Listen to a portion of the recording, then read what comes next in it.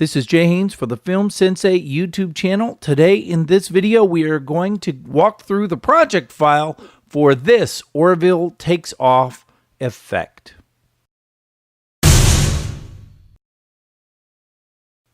So this was originally an effect that I created for a challenge to Jaime over at Film Empire, and I will put a card in the upper right hand corner here as well as a link in the description below to his video explaining how he did this effect, and I am going to walk you through my project file for this effect. The first thing I want to talk about is how did the streaks get made. If we head to this part here, you can see that the light streaks that happen right here, those white light streaks, right, as it takes off into the quantum speed effect. How does that happen? Well, what I did was I actually went and I imported a 3D model, and this is it. It is the 3D model of the Orville. And if you look at it, you can see it has no material properties at all. And I boosted the diffuse color all the way up to the max, right? I dragged that model in, okay? And if I were to sort of get rid of all of the other things here, then you'll see that that model has been changed in that I've added some zoom blur effects to it. Each of them are streaking to -100, okay? And so the idea here is that each one of those are streaking behind.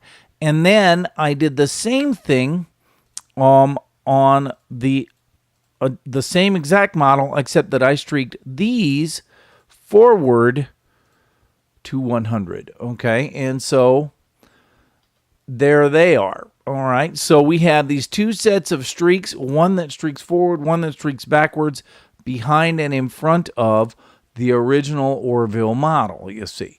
And that is how I created the streaking effect, by using a zoom blur effect on a plain white version of the model. And then you can see that I just sort of placed those within the scene at the correct time, okay?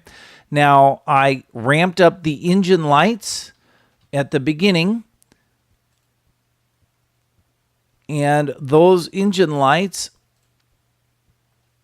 were both, there's a gleam effect on it, as well as a, which here the intensity of that gleam effect ramps up, and then also over the whole second, I changed the opacity from 0 all the way to 100 right before it goes to take off, right?